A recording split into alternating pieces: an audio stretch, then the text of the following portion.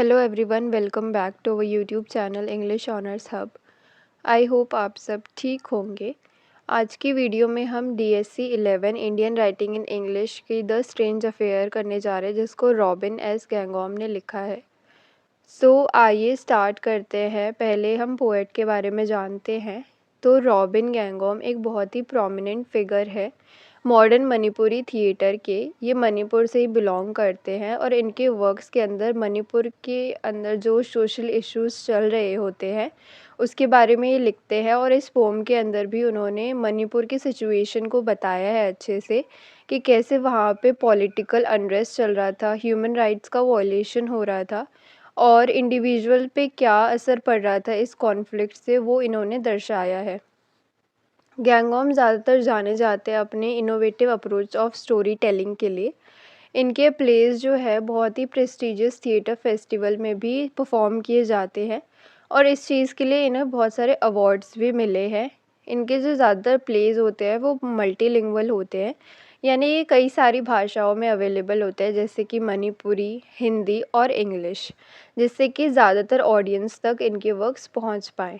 अब हम स्टार्ट करते हैं अपनी poem the strange affair of Robin S Ngangom. इसका पहला पार्ट है पार्ट नंबर 1। ये पोम 4 पार्ट्स में डिवाइडेड है।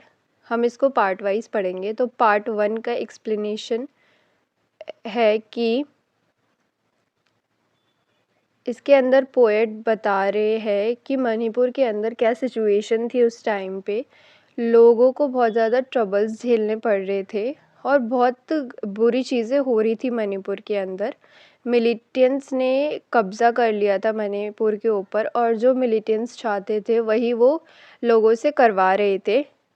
किसी सारी जो सिचुएशन थी वो आउट ऑफ कंट्रोल हो चुकी थी और जो पोएट है वो खुद भी गिल्टी फील करते हैं अपने पास्ट की चीज़ों को लेके। जैसे कि उन्होंने एक बेल घुमा दी थी जब वो एक बच्चे थे और वो ये भी बात करते हैं कि उन्होंने अपना मणिपुर छोड़ दिया था और वो इंग्लिश लिटरेचर पढ़ने के लिए दूसरी जगह चले गए थे और आर्ट के बारे में ज़्यादातर जानने के लिए वो अपना घर छोड़ के चले गए थे। लेकिन जब वो इस फील्ड में आए तो उन्हें उतना मज़ा नहीं आया, क्यों जैसा उन्होंने सोचा था कि आर्ट फील्ड ऐसी होगी, आर्ट वर्ल्ड ऐसा होगा, वैसा कुछ हुआ नहीं, जिसकी वजह से वो बहुत ज़्यादा डिसअपॉइंटेड हो गए उससे। और उनकी जो लव लाइफ थी वो भी इतनी अच्छी खासी नहीं चल रही थी, जिसकी वजह से वो जो थे वो इवनिंग्स अपनी अकेले बिताया करते थे, एकदम उदास होके और ड्रिंक करके।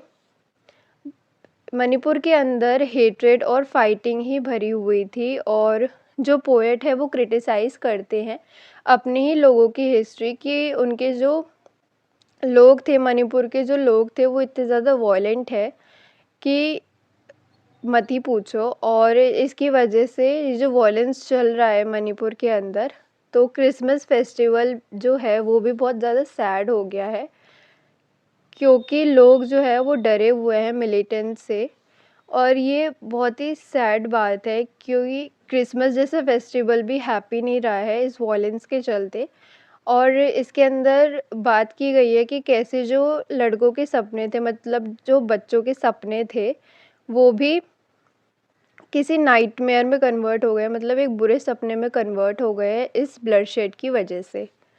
अब हम देखते हैं पार्ट 2 का एक्सप्लेनेशन। पार्ट 2 के अंदर उन्होंने बताया है कि ये जो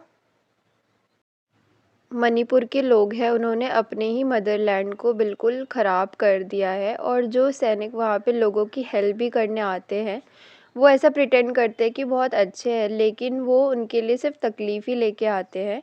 उन्हें कोई फ़र्क नहीं पड़ता कि चीज़ों को और बेहतर बनाया जाए, बस वो वही करते हैं जो वो करना चाहते हैं। और ये जो धुंध फैली हुई है हिल्स के ऊपर, ये रिप्रेजेंट करती है कि कैसे जो गवर्नमेंट है वो सच छुपाती है। यंग पीपल जो वापस आ रहे हैं घर की तरफ, तो रास्ते में उन्हें ग्रेव्स दिखते हैं अपने दोस्तों की। जो लाइफ है वहाँ पे वो रुक सी गई है इस वॉयलेंस की वजह से। जो रिच पीपल है बाहर से आते हैं और इनके लैंड रिसोर्सेज को ले जाते हैं अपने साथ, जैसे कि पेड़ काट के ले जाते हैं, ट्रीज़ जो कि बहुत इम्पॉर्टेंट होते हैं प्रैक्टिकली भी और स्पिरिचुअली भी। और जो न्यूज़पेपर्स होते हैं उसके अंदर सिर्फ बैड थिंग्स के बारे में ही बात की गई होती है, जैसे कि रेप एंड वायलेंस। ऐसी सारी खबरें इस जगह के लिए अब बहुत कॉमन हो गई है, नॉर्मली हो गई है, क्योंकि रोज़ अखबारों में सिर्फ यही खबरें हमें देखने को मिलती है। सच छुपा हुआ है और लोग डरे हुए हैं सच को बाहर बताने के लिए। हर कोई एक दूसरे पे उंगली उठा रहा है, किसी को किसी की परवाह नहीं है और सब एक दूसरे के दुश्मन बन गए हैं। यहीं पे पार्ट 2 ख़त्म होता है। अब हम पार्ट 3 का एक्सप्लेनेशन देखते हैं।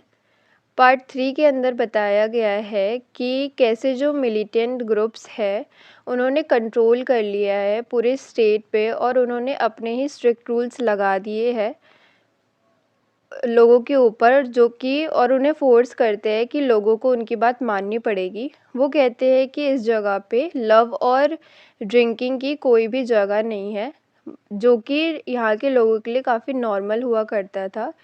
अब मिलिटेंट्स अपनी ही मर्ज़ी चलाते हैं और जो वो चाहते हैं वही वो करते हैं और स्टेट को अपने ही प्रॉफिट के लिए वो यूज़ करते हैं। मिलिटेंट्स को नहीं पता है कि क्या गलत है क्या सही है, वो बस फोर्स करते हैं लोगों को जो वो करवाना चाहते हैं। यहाँ की लाइफ बहुत ज़्यादा टफ़ हो गई है, जिसमें जो बेसिक चीज़ें हैं फूड वाटर ये सब भी मिलना बहुत मुश्किल हो गया है और हिल्स बिल्कुल बैरन हो चुकी है और जल्द ही इवन जो एसेंशियल चीज़ें हैं जैसे फायर एयर वाटर ये भी बहुत मुश्किल से ही मिल पाएंगी। सो पोएट क्रिटिसाइज़ करते हैं मिलिटेंट्स के आइडिया को और वो चाहते हैं कि मणिपुर इंडिपेंडेंट बने।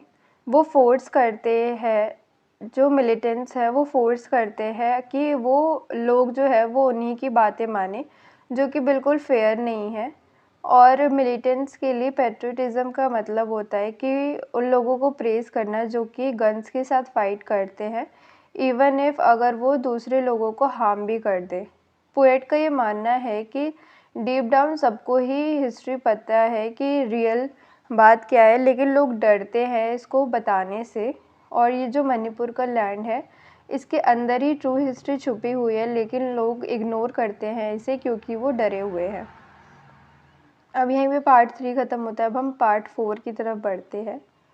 पार्ट 4 के अंदर उन्होंने बताया है कि जो पोएट है वो बात करते हैं कि वो बिल्कुल लॉस्ट हो चुके हैं अपनी लाइफ में, उनका कोई पर्पस नहीं रहा है, ना ही कोई डायरेक्शन, उनके पास ना ही कोई फैमिली है ना ही कोई घर है, जिसकी वजह से बहुत ही सैड फील कर रहे हैं। और वो देख रहे हैं कि कैसे उनका जो लैंड है, जो मणिपुर उनका होमलैंड है, वो कैसे सफ़र कर रहा है वॉयलेंस से, जिसकी वजह से वो होपलेस फील कर रहे हैं। और वहाँ का जो नेचर है वो भी बहुत सैड हो चुका है, जहाँ पे जो पेड़ों की पत्तियाँ हैं वो बिल्कुल डार्क हो चुकी है और आसमान के अंदर भी अंधेरा छा रखा है, जो कि लोगों की मिज़री को बताता है। इवन रात में भी जब स्टार्स को होप लेके आनी चाहिए थी, उस टाइम पे भी हमें सिर्फ हेट्रेट ही दिखने को मिलती है, ना कि लव। और उन्हें फिर वो दिन याद आते हैं, वो खुशनुमा दिन जैसे कि दिवाली, वहाँ पे सब कुछ कितना अच्छा हुआ करता था, बट अब हर एक चीज़ डार्क और सैड नज़र आती है। और ये मणिपुर का लैंड बिल्कुल थक चुका है वॉयलेंस और डेथ से और लोगों की लाइफ बहुत हार्ड हो चुकी है। फार्मर्स अपने लैंड के साथ कनेक्ट नहीं कर पा रहे हैं, लोग बिल्कुल थक चुके हैं एंडलेस वॉयलेंस की वजह से और लोग मरना ज़्यादा प्रेफर करते हैं रादर देन ऐसे जीना। पोएट हेट करते हैं ऐसे अनफेयर लॉज को और वो चाहते हैं कि एक अच्छा फ्यूचर हो, लेकिन फिर भी वो हेल्पलेस फील कर रहे हैं और उन्हें पता है कि ये जो साइकिल है ऑफ सफरिंग है ये चलती ही रहेगी।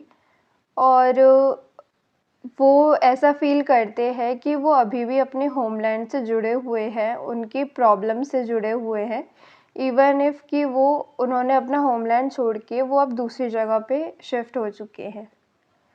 सो अब थीम्स की तरफ बढ़ते हैं, डिस्प्लेसमेंट एंड डिस्पोजेशन। सो जो पोएम है वो एक्सप्लोर करती है फीलिंग ऑफ डिस्प्लेसमेंट। डिस्प्लेसमेंट यानी कि एक जगह से दूसरी जगह जाना। तो जो हमारे पोएट हैं उन्हें डिस्प्लेसमेंट की फीलिंग आ रही है 3 वजह की वजह से। तो पहली वजह है कि उन्होंने अपना होमलैंड छोड़ दिया और वो दूसरी जगह रहने आ गए जिसमें उनको घर जैसी फीलिंग बिल्कुल भी नहीं आती। सेकंड है कि वो अपने कल्चर, अपने आइडेंटिटी, अपने कम्युनिटी से डिस्कनेक्ट फ़ील करने लगे। तीसरा है कि उन्हें अब अकेला फ़ील होता है, उनकी लव लाइफ़ भी अच्छी नहीं चल रही है, ना उनके पास कोई घर है, ना ही फैमिली है। Second, trauma and violence. इस पूरी पोएम के अंदर हमने देखा कि मणिपुर की कंडीशन कितनी ज़्यादा ख़राब है, वहाँ पे सिर्फ वॉयलेंस और ट्रॉमा ही देखने को मिला हमें। The powerlessness of the individual, यानी कि लोगों को, इंडिविजुअल्स को दबाया जा रहा था मिलिटेंट्स के द्वारा। मिलिटेंट्स जो चाहे वो कर रहे थे और अपनी पावर का गलत इस्तेमाल किए जा रहे थे। सो यहाँ पे हमारी पोएम ख़त्म होती है। आई होप आपको सब समझ आ गया होगा। अगर कोई भी डाउट है तो आप कमेंट में पूछ सकते हैं। Thanks for watching.